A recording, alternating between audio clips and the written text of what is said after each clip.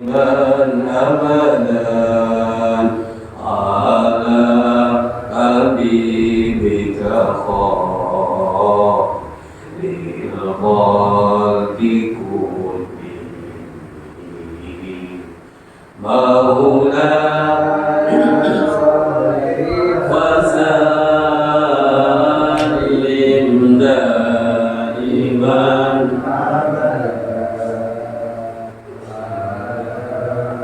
حبيبك خير الخلق كلهم يا رب بالمصطفى بلغ مقاصدنا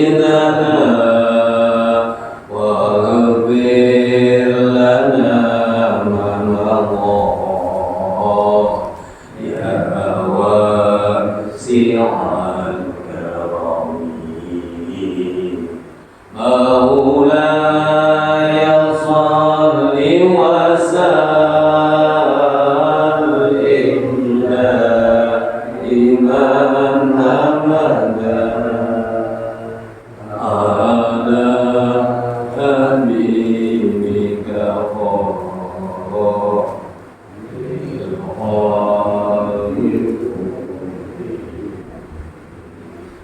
هو الحبيب الذي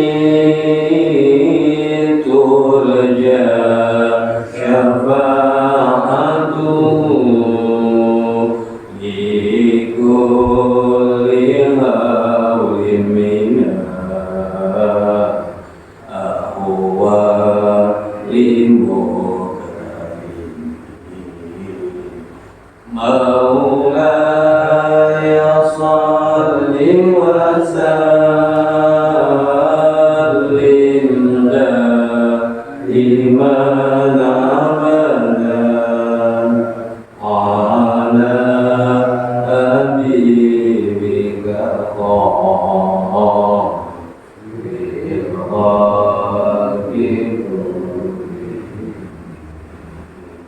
والحمد لله رب العالمين.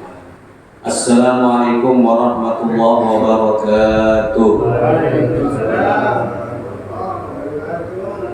Bismillahirrahmanirrahim. Alhamdulillahi rabbil alamin wa kafa wassalatu wassalamu ala asyrafil anbiya wal mursalin sayyidina Muhammadin Mustafa wa ala alihi wa sahbihi adada kullu sidqi wal wafa amma ba'du.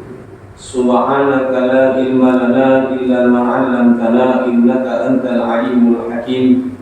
Rabbi shrah li sadri wa yassir li amri wahlul 'uqdatam min lisani yafqahu qawli. Allahumma ij'alna mimman yastami'una al-qawla wa yattabi'una ahsana. Amin ya rabbal alamin. Para sepuh, para jamaah dan khususipun jajaran ketakmiran Masjid Al-Ma'arif sedaya mawon ingkang sangat kula hormati rahimakumullah. Alhamdulillah, bersyukur kepada Allah Subhanahu wa taala dan menika kembali kita diparingi nikmat ingkang ageng nggih nikmat iman, nikmat Islam, nikmat taufik dan hidayah yang mendorong langkah kaki kita dan menggerakkan tubuh kita memenuhi panggilan Allah, yaitu melaksanakan sholat maghrib berjamaah. Lajeng diterusaken sebagaimana biasanya duduk-duduk di masjid di dalam pengajian rutin kita pada malam Selasa. Diniku sami-sami madosi rahmati Allah Subhanahu wa ta'ala. Ingkang sinten-sinten mawon selama urip teng dunya niki semangat terus madosi rahmati Gusti Allah, akal tiang-tiang niku benjang teng akhirat ingkang diparingi gampang angsal rahmati Gusti. Sebab kita niki para bapak para ibu selamat napa mboten tetep tergantung rahmati Gusti. Mulanya Allah Ta'ala itu adalah zat yang tidak zalim, zat yang pandai menghargai usaha hamba-hambanya. Maka siapapun di antara hamba-hamba yang berusaha di dalam kehidupan dunia ini terus mencari rahmat-rahmat Allah dari berbagai macam cara yang sudah Allah berikan melalui ketaatan-ketaatan kepadanya, maka bakal yang ikuti paringi digampangkan ansal rahmati Gusti Allah. Mugi-mugi kita sedaya ingkang senantiasa rutinan ini yang sudah beberapa bulan kita melaksanakan rutinan ini, tentunya dan pasti kita semua berharap selalu mendapatkan rahmat Allah. Mugi-mugi benjang akhirat termasuk itu digolongkan tiang-tiang ingkang angsal rahmati Gusti Allah.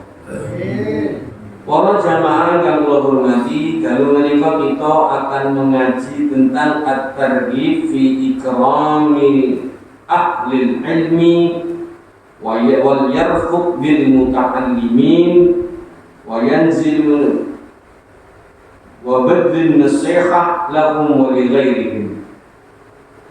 Kita akan membaca, akan mengaji tentang anjuran di dalam memuliakan orang-orang yang berilmu dan bersikap lemah lembut terhadap orang-orang yang menuntut ilmu, serta senantiasa mengerahkan seluruh kemampuan kita untuk dapat saling memberi nasihat kepada orang-orang yang menuntut ilmu, dan selain daripada mereka, daripada orang-orang terdekat kita. Ditentunya keluarga-keluarga kita ingkang wonten teng griya. Sak mangkune angsal ilmu dari ngaji bersama ini jangan cuma berhenti pada kita, tapi terus alirkan, lanjutkan, sambung nasihat-nasihat niki teng derek-derek kita sedaya dan kepada orang-orang terdekat kita. Biar kita ini sama-sama dapat rahmatnya Allah, sama-sama merasakan kenikmatan dari sebab ilmu yang kita miliki, yang kita gunakan sebagai jalan hidup kita menggapai ridho dan rahmat Allah Subhanahu wa Ta'ala. Dalam hal bab ini diketengahkan ayat yang pertama, pentingnya memuliakan ahlul ilm, orang-orang yang berilmu, serta bersikap lemah lembut terhadap orang-orang yang menuntut ilmu. Wa qala ta'ala, berfirman Allah Subhanahu wa ta'ala, wa man yu'azzim sya'airallahi fa innaha min taqwal qulub. Allah Subhanahu wa ta'ala berfirman, wa man yu'azzim sya'airallah, barang siapa yang mengagungkan, yang memuliakan syiar-syiar Allah. Syiar-syiar Allah itu simbol-simbol kebesaran Allah yang nampak di muka bumi. Artinya ketika kita melihat ada simbol itu, kita ingat akan Allah, kita ingat sadar akan kebesaran Allah. Napa mawon di antara simbol-simbol Allah, yaitu di antaranya al-masajid, Masjidil Haram yang paling utama, yang kedua Masjidil Aqsa, yang ketiga Masjid Nabi atau Masjid An-Nabawi, dan umumnya semua masjid-masjid yang ada di muka bumi. Termasuk napa malih syiar-syiar, simbol-simbol keagungan Allah. Para anbiya sudah tidak ada, para sahabat sudah tidak ada, para tabi'in, sampai kepada para ulama kita atau orang-orang yang berilmu. Mengapa mereka termasuk di antara syiar-syiar Allah, simbol-simbol keagungan Allah? Karena melalui mereka kita kenal dekat, cinta, takut, ya, bersandar, bergantung kepada Allah. Karena sebab mereka kita menyadari akan arti kehidupan yang sesungguhnya sebagai seorang hamba, menghambakan diri, mengabdikan diri kepada Allah, melaksanakan tugasnya sebagai hamba, beribadah, memohon, meminta, bergantung, bersandar, bertawakal, dan sebagainya dan sebagainya. Sebab mereka para ulama, apalagi mereka para ulama, para guru, para rabu, merupakan pewaris-pewaris para nabi. Kenapa mereka dikatakan pewaris para nabi? Karena mereka mewarisi ilmunya nabi. Innal anbiya lam yuwarris dirhaman wala dinaran. Sesungguhnya para nabi itu tidak mewariskan harta atau dinar, mata uang dulu, atau dirham. Wa innama warathul ilm, dan sesungguhnya mereka mewarisi ilmu-ilmu. Maka siapa yang mengambil bagian daripada warisan-warisan para nabi, yaitu ilmu, maka pastinya mereka ketularan mulia, dan wajib bagi umat ini memuliakan mereka. Bukan karena jasadnya, bukan karena dari siapa dia, tapi karena mereka mewarisi ilmunya nabi. Al ulama warathatul anbiya, para ulama itu pewaris para nabi. Makanya kenapa kok dimuliakan? Kan gitu. Kenapa kok harus dimuliakan mereka? Diagungkan karena mereka pewaris para nabi, pembawa simbol-simbol kebesaran agama, yang dengan sebab mereka mendakwakan ilmunya, membuka pondok pesantren, membuka majelis taklim, mengadakan kajian-kajian, hidup Islam di tengah-tengah masyarakat. Semakin umat mengenal akan agamanya, makanya mengagungkan mereka, memuliakan mereka, yang mana mereka ini termasuk syiar-syiar Allah daripada orang-orang yang berilmu. Fa innaha min taqwal qulub, katanya Allah, kalau ada orang yang mengagungkan, memuliakan syiar Allah, termasuk memuliakan ahlul ilm, orang-orang yang berilmu, maka orang tersebut adalah orang yang bertakwa, adalah orang yang hatinya benar-benar bertakwa kepada Allah.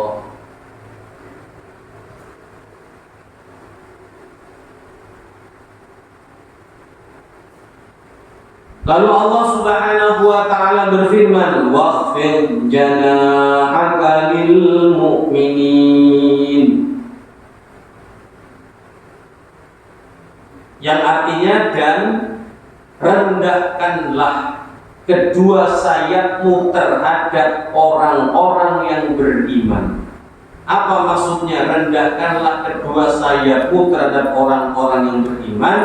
Bersikap lemah lembutlah dan bersikap tawadhu'lah, rendah hati terhadap orang-orang yang beriman. Yang di sini dimaksud adalah mereka orang-orang yang tahu tentang Allah, yang belajar tentang sifat-sifat Allah, yang mempelajari tentang tauhid kepada Allah, atau orang-orang yang menuntut ilmu.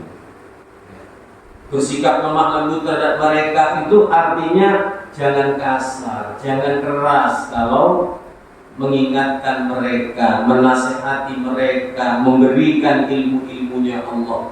Sampaikanlah dengan penuh kelembutan, sampaikanlah dari hati ke hati, atau ilmu yang bersumber dari kebersihan hati. Tidak merasa paling pintar, tidak merasa paling alim, tidak merasa paling unggul di antara mereka yang menuntut ilmu, tetapi merasa orang yang paling rendah, paling jeleknya di antara mereka yang menuntut ilmu.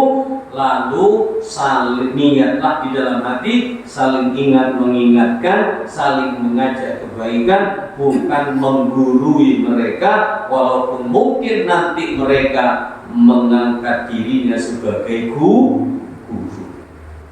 Jadi seorang muallim, seorang guru, seorang pengajar, seorang ulama tidak boleh kasar, tidak boleh sedikit-sedikit langsung nuduh-nuduh macam-macam, yang mengkafir-kafirkan, yang menyesat-nyesatkan, yang menyalah-nyalahkan. Jangan.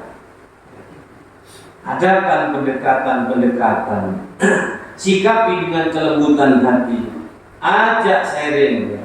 Bukan langsung disalah-salahkan, apalagi sampai dineraka-nerakakan, rokok, siksa, maka orang akan lari semua. Makanya ketika ilmu itu disampaikan dengan kelembutan, maka akan membuat luluh banyak hatinya orang. Tapi ketika disampaikan dengan kekerasan, mereka akan lari dari sekitarmu. Mereka tidak akan mau lagi mendengarkan nasihat-nasihatmu.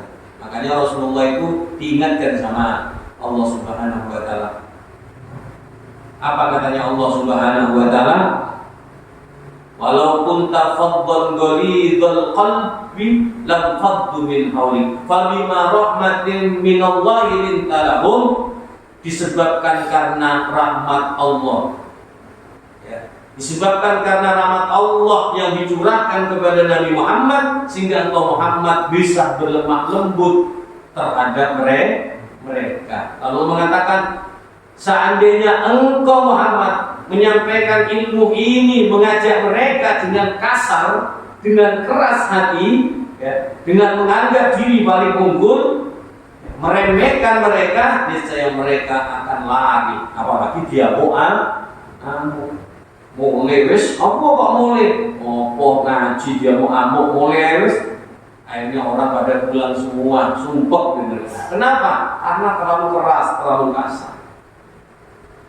Maka kalau kita ingin yang terbaik, contoh bagaimana Romo Yai Hamid menyampaikan ilmu-ilmunya Allah, ngajeni tentang tiang ini, tidak menggurui tapi menuakan, menghormati setiap orang yang datang kepada beliau.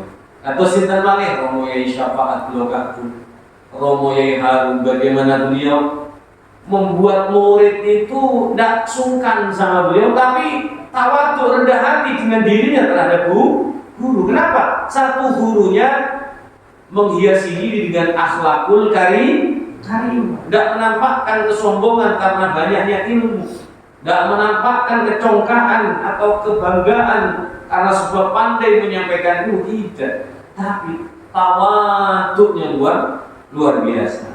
Nah, ini yang diharapkan dan ini yang diajarkan oleh Allah, dipesankan kepada kita supaya pertama kita ini memuliakan ahlul ilm, dan terkhusus orang-orang yang ahlul ilm yang mengerti tentang ilmu, berlemah lembutlah terhadap orang-orang yang mau belajar ilmu, serta curahkan seluruh kemampuannya dan waktunya untuk senantiasa memberi petua-petua, memberi nasihat-nasihat. Jangan melit sama ilmu, apalagi menyembunyikan ilmu sebagaimana kemarin yang kita pelajari.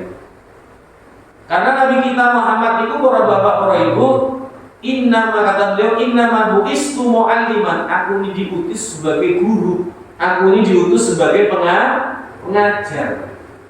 Namanya guru itu kan kata bahasa singkatannya digugu dan ditiru. Makanya Rasulullah itu kenapa kok gampang ditiru, gampang diikuti, gampang yang itu iman dengan Nabi? Karena beliau sebelum ditiru, beliau sudah menjadi contoh dengan akhlakul karimah, dengan budi pekerti, dengan tata kerama, adab, kesopanan, bagaimana memuliakan yang lebih tua, menyayangi yang lebih muda, merangkul semua lapisan masyarakat. Jangankan terhadap orang Islam, terhadap orang kafir sakit, orang Yahudi, orang Nasrani, banyak. Nabi itu bukan cuma terhadap orang Islam jenguk, ya, ketika sakit orang Islam tidak. Tapi ketika ada tetangga yang non-muslim, ya, Nabi menjenguk. Bahkan Nabi yang pertama kan dibawakan makanan, ditanyakan bagaimana keadaannya. Padahal orang yang dijenguk Nabi Muhammad itu orang yang setiap hari apa? Kalau Nabi lewat, Nabi dipaidu.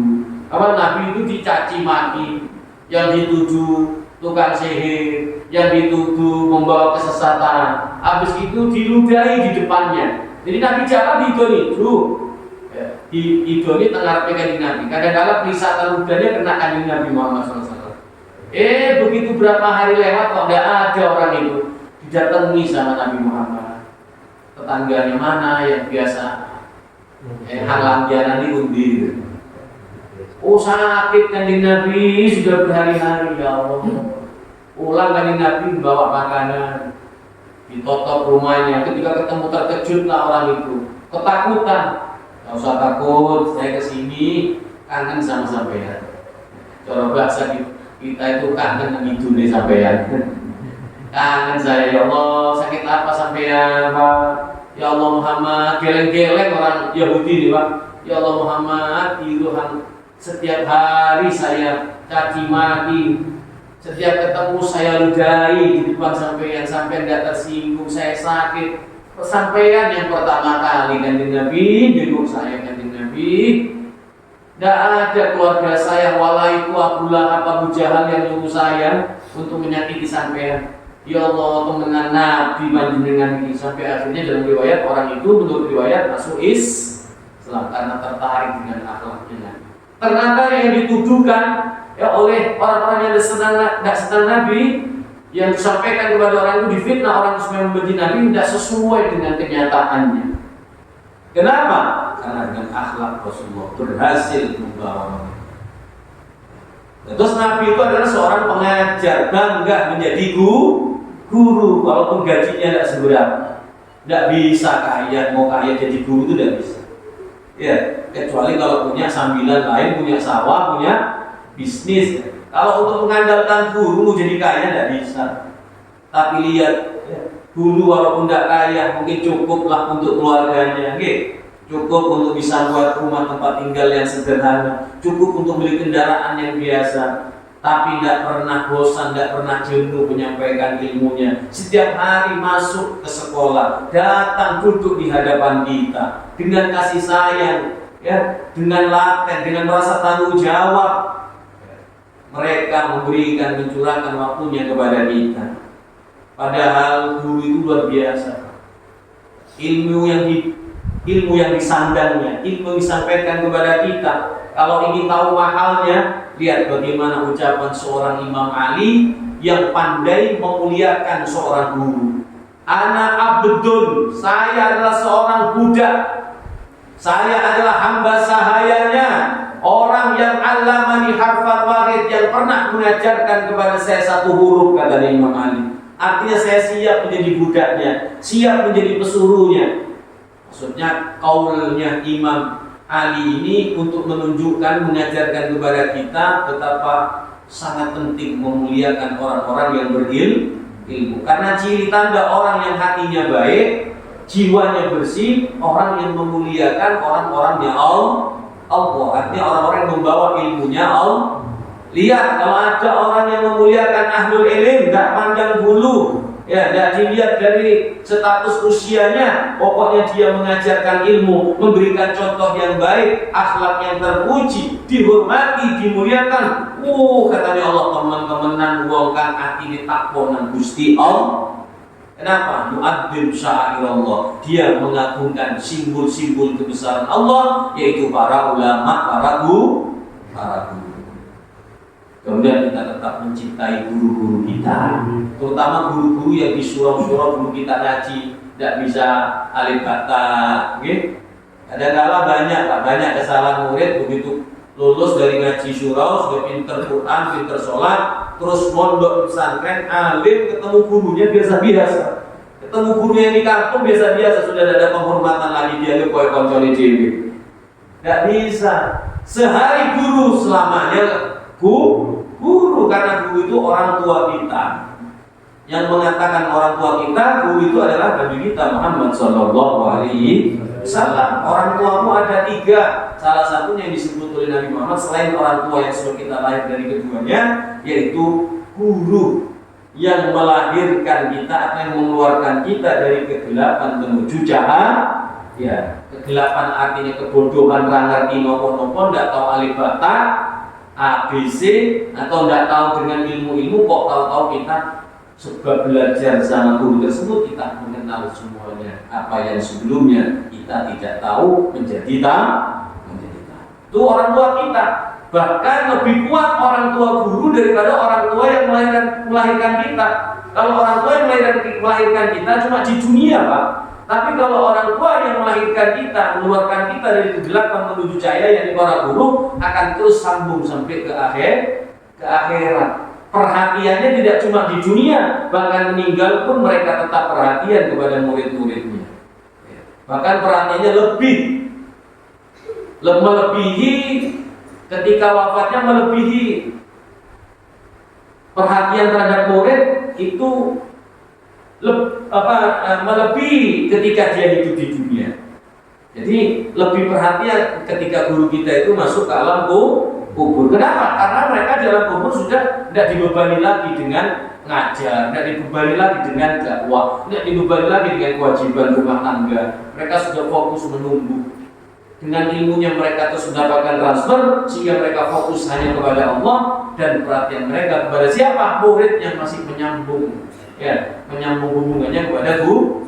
Apa di antara sambungan murid kepada guru? Dia tidak lupa mendoakan gurunya selalu. Dia tidak melupakan Fatihah atau tawasul kepada gurunya. Tawasul Fatihah itu doa, doa menyambung silaturahmi kepada orang-orang yang telah wafat. Karena hakikatnya orang yang mati di jalan Allah, para guru-guru kita, mereka tidak mati. Yang menganggap mereka mati berarti tidak paham terhadap Al-Quran.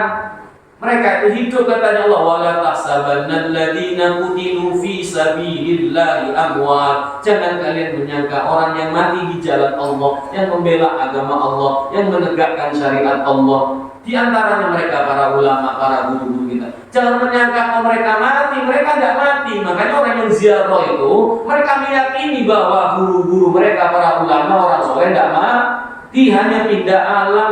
Yang mengatakan siapa? Allah. Mereka tidak mati, mereka hidup kekal abadi, bahkan mereka selalu mendapatkan karunia dari sisi Allah. Ayatnya jelas dalam Al-Quran. Itu diantara ayat penggalan ayat pertama yang saya baca. Wala tahsabanna alladziina qutilu fi sabilillahi amwat. Jangan kalian menyangka orang yang mati di jalan Allah mereka itu mati. Bal ahya'un inda rabbihim. Bahkan mereka hidup di sisi Allah. Wa hum yurzaqun, dan mereka terus mendapatkan rezeki dari Allah. Saking akhirnya rezeki yang sampai kepada mereka, ceceran, Pak. Lah cecerannya ini akan kemana? Kepada orang yang punya hubungan dengan guru tersebut, hubungan cinta, hubungan santri dan guru, atau anak dan orang tua, atau murid dengan guru, atau hubungan silaturahmi ziarah kubur. Ziarah kubur tidak dilarang. Dulu memang pernah dilarang sama Nabi, masih awal-awal Islam. Setelah Islam semakin kuat, akidahnya, ilmunya, semuanya, maka Nabi mengatakan, dulu memang saya larang, tapi sekarang berziarah kalian. Apa tujuannya? Untuk mengingat mati.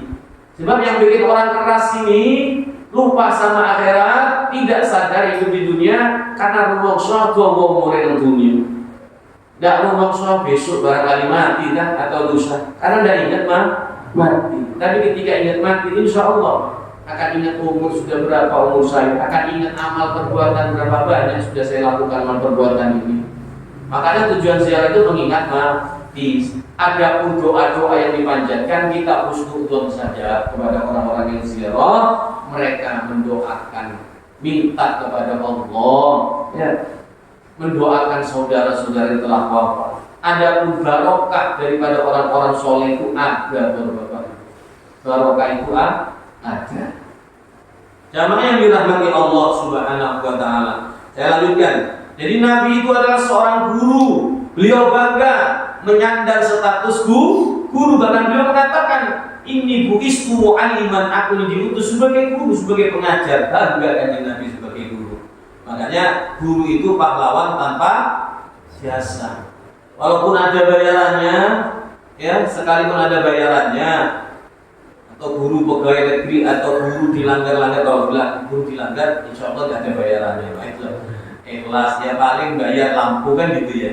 Tapi tetap sama, mau yang ada bayarnya atau yang tidak. Cuma kualitasnya nanti tergantung besar kecilnya, ya tergantung nanti dari payahnya ya menjadi seorang guru. Walaupun tidak dibayar dia mau mengajar, ataupun yang dibayar dia masih rela meluangkan waktu mikiri anaknya orang. Ya, kadang anaknya sendiri tidak sempat, bukan tidak mau dipikir, tidak sempat ngajar anak sendiri, tapi dibela-belani ngajar anaknya orang lain. Luar biasa, ya, luar biasa mereka. Sampai Allah Subhanahu wa taala mensifati ya, nabinya dengan ungkapan wa ana lakum. Sampai Allah Subhanahu wa taala mengatakan sebagai sifat terhadap orang-orang yang menyampaikan ilmunya Allah, wa ana lakum nasihun amin. Allah berfirman wa ana, dan aku adalah, dan bahkan Allah mensifati dirinya dengan mengatakan wa ana, bahkan saya, katanya Allah, lakum, bagi kalian, nasihun amin, selalu mencurahkan nasihat ya, menyampaikan nasihat-nasihatnya yang melalui Al-Qur'an. Tapi ini juga Allah mensifatkan kepada nabinya. Sampaikan Muhammad, aku ini juga memberi nasihat kepada kalian. Nasihun amin, yang diamanatkan ya untuk menyampaikan risalah Allah. Jadi kalimat wa ana lakum nasihun amin ini adalah badril irsyad, ay ma'munun ala risalah wa hada min qawli sayyidina Hud. Nah, ini kalimat adalah ucapan daripada Sayyidina Hud, yakni Nabiullah Hud alaihissalam, ketika beliau diutus kepada kaumnya. Beliau menyampaikan nasihat-nasihat Allah dengan perkataan, aku ini penasehat kalian ya. Aku ini penasehat kalian yang diamanatkan oleh Allah. Wa an Aisyah, dari Sayyidatuna Aisyah radhiyallahu anha berkata, amarna Rasulullah sallallahu alaihi wasallam. Sayyidatuna Aisyah radhiyallahu anha pernah meriwayatkan sebuah hadis di mana beliau berkata, amarna, telah menyuruh kami, memerintahkan kepada kami. Siapa? Rasulullah sallallahu alaihi wasallam. Apa perintahnya Nabi kepada Siti Aisyah? Termasuk perintah ini kepada kita semua selaku umat Nabi Muhammad.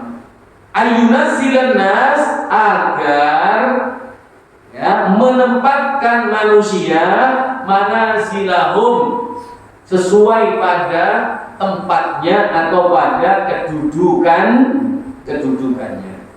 Makanya jangan heran kenapa ya itu kok duduk di depan, ada kan ya, kalau ada apa namanya jerambahnya itu pengajian besar, kenapa kok orang-orang itu di atas di depan ya? Para ulama-ulama, para sesepuh-sesepuh itu untuk menunjukkan itulah ya,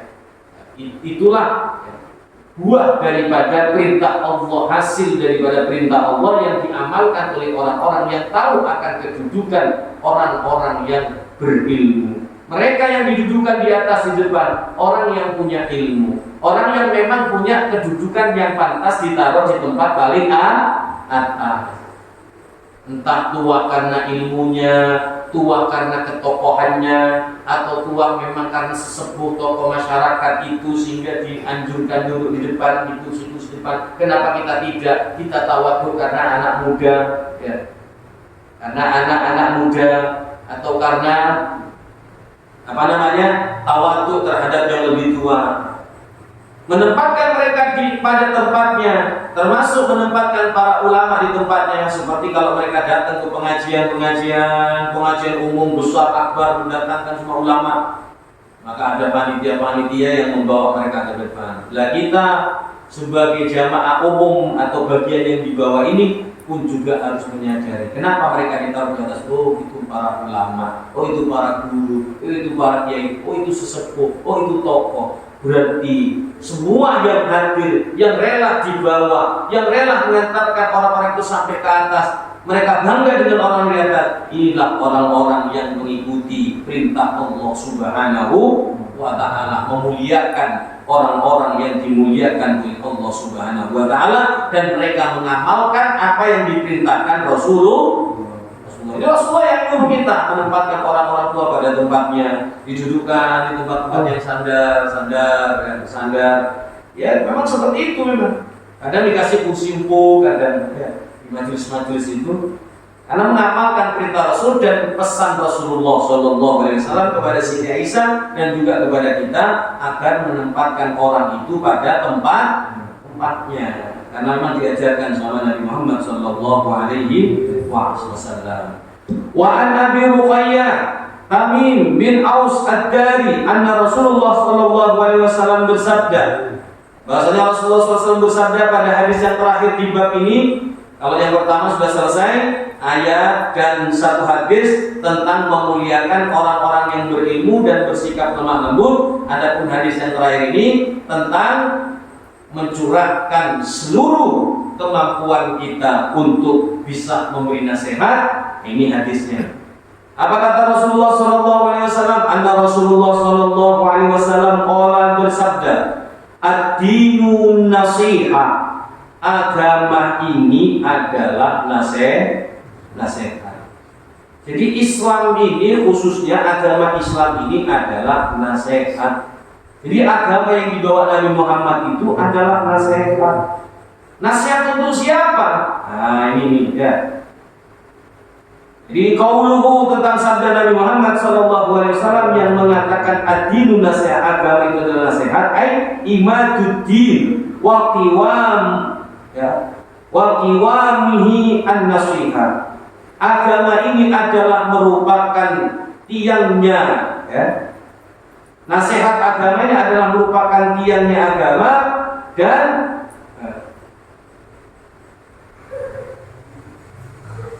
jadi nasihat agama ini merupakan tiang yang pengokoh tiangnya agama. Selama masih ada nasihat dan ada orang-orang yang mau mendengarkan nasihat, maka agama ini akan terus kokoh, akan terus kuat, akan terus berjaya. Tapi kalau sudah tidak ada yang memberi nasihat ya, dan tidak ada yang mau dikasih nasihat, tidak ada yang mau menerima nasihat, alamat akan rapuh agama ini. Sehingga sampai terjadi di satu pedalaman desa yang kalau masuk itu 7 jam, Pak. Tidak bisa pakai kendaraan. Di daerah Kalimantan sama Sumatera, di Riau itu cerita ceritanya Abdul Somad itu jalan itu berjam-jam baru nyampe ke kampung itu. Ternyata di sana itu campur ya. Islam ada yang kepercayaan, bahkan ada yang Islam dicampur dengan kepercayaan, sehingga doa-doanya ada yang lepas dari Islam tapi digabung dengan doa Islam. Sehingga beliau menyimpulkan jangan-jangan dulu orang yang berdakwah ke sana karena jauh belum sampai selesai ilmu disampaikan, mereka keburu mati dan tidak ada yang meneruskan, sehingga akhirnya separuh-separuh Islamnya. Ya Islam, doanya Islam terakhir bahkan ditutup bibarakati la ilaha illallah Muhammadur Rasulullah, tapi tidak ada yang sholat, tidak ada yang puasa di sana. Islam tapi mereka. Itu ceritanya beliau ketika kami masuk ke sana. Pak Habib ini besar antara Habib Muhammad Anis dengan Ustaz Somad menceritakan tentang perjalanan beliau dakwah masuk ke pedalaman ya, suku Talang Mama, suku apa gitu tadi sana. Itu masuk ke dalam, ya Allah bermil-mil. Mana harus menyeberangi sungai di tengah hutan, nanti melewati hutan itu sampai waktu itu beliau cerita 7 jam. Ceritanya 7 jam sampai setelah nyeberangi sungai itu sampai ke tempat desa yang di pedalaman itu 7 jam baru nyampe. Tidak naik sepeda motor, tidak naik mobil, jalan kaki. Oh, iya. Sehingga beliau menyimpulkan mungkin ulama dulu sampai ke sana dakwahnya mereka belum selesai ilmu Islam yang disampaikan, orangnya meninggal duluan. Atau mungkin ada tugas lain dan tidak ada yang meneruskan. Tapi Islam masih lekat. Masjidnya ada, masjidnya itu tidak lebih baik dari kandang sapi, Pak. Gitu, masjidnya itu. Ya Allah, kayu dan daun dan kayu asa ada yang ditempelkan di sana. Serta galannya itu ya daun-daun itu disatukan seperti itu. Apa namanya? Tikar atau karpetnya itu daun-daun yang digabung di sana.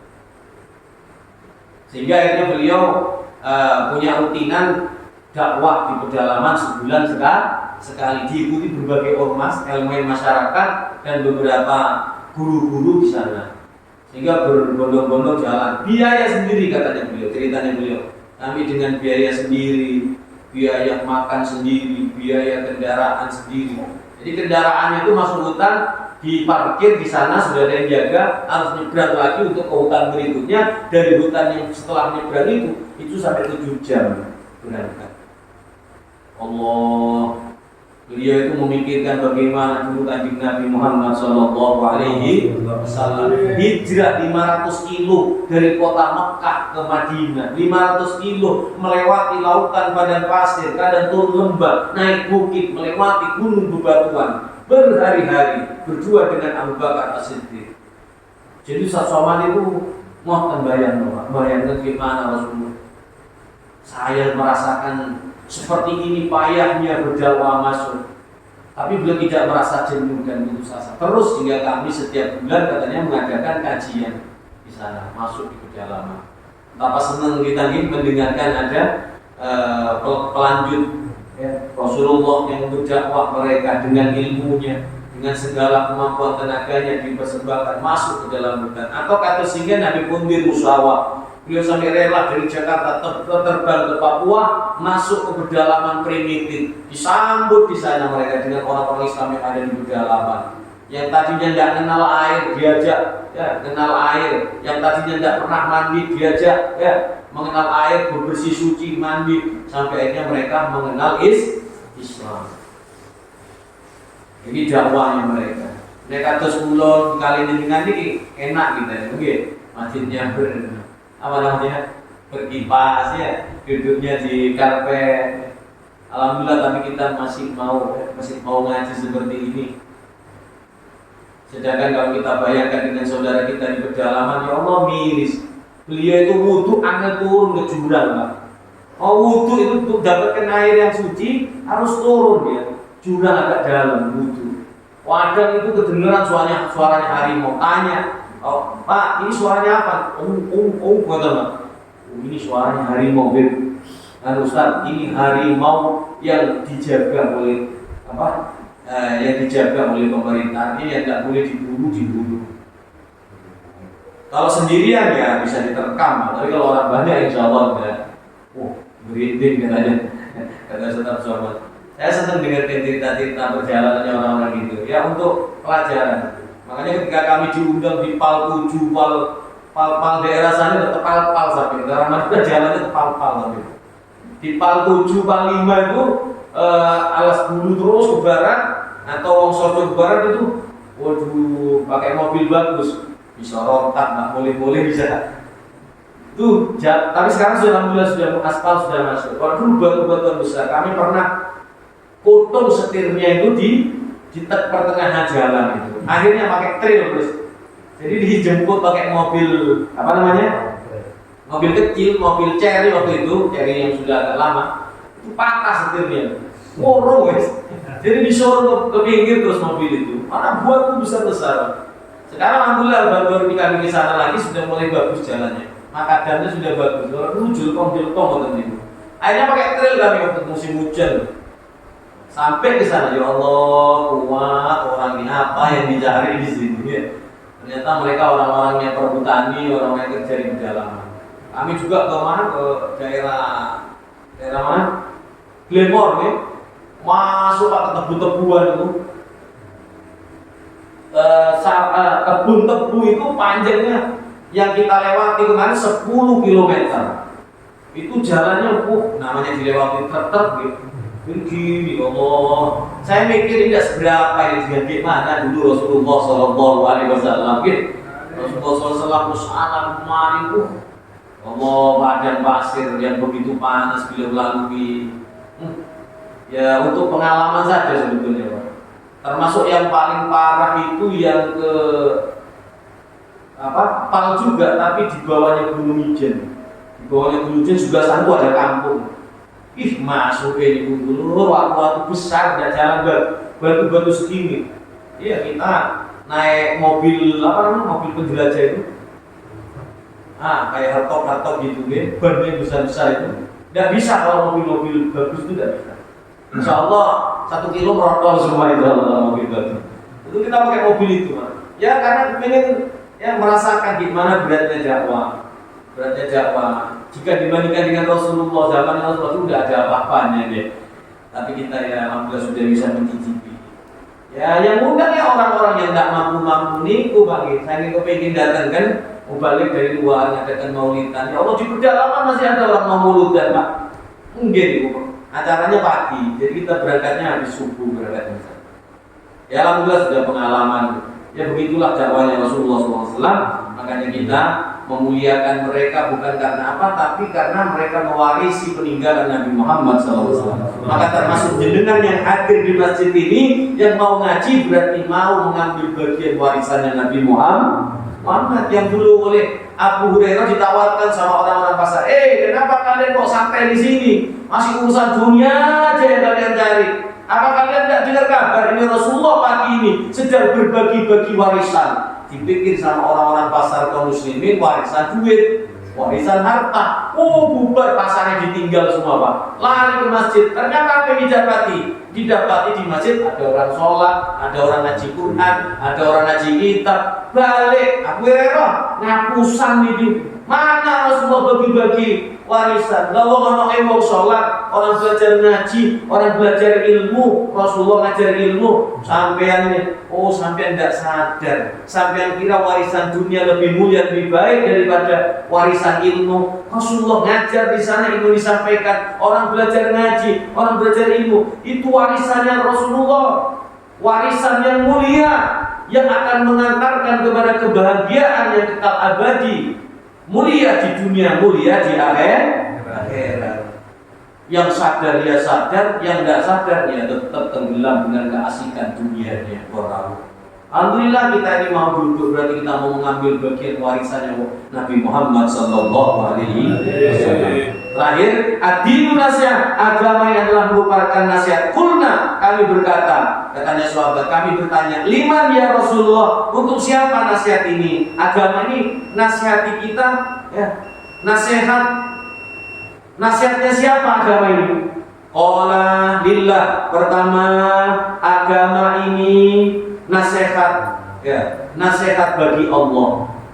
Maksudnya Islam mengajak kita, mengingatkan kita, menasihati kita untuk beriman kepada Allah, serta beriman kepada apa-apa yang datang dari Allah. Jadi Islam mengingatkan, menasihati kita, ayo beriman kepada Allah, jalani apa yang diperintahkan Allah, yang dilarang tinggalkan, jauhi, yang sabar jalani hidup. Itulah Islam memberi nasihat kepada kita. Yang kedua, wan nasihat lil kita. Islam ini datang menasihati kita, apa itu? Agar engkau berkeyakinan terhadap wahyu-wahyu Allah yang terkumpul di dalam kitab suci Al-Quran, serta wahyu-wahyu Allah yang disampaikan kepada Nabi Muhammad yang sudah dibukukan di dalam kitab-kitab hadis. Jadi Islam menasihati kita semua, ayo belajar Quran, ayo belajar ilmu agama, ayo ngaji bareng, ayo mendengarkan nasihat. Itulah Islam. Yang terakhir yaitu wa tasdiq bidzalika wan nasihat li Rasulillah SAW, yaitu agama ini menasihati kita agar kita ini mampu menempatkan seseorang pada tempatnya, bagaimana mengagungkan memuliakan Rasulullah, dan bagaimana berpegang teguh terhadap sunnah-sunnahnya Rasulullah, serta menyampaikan apa yang sudah disampaikan Rasulullah kepada siapa?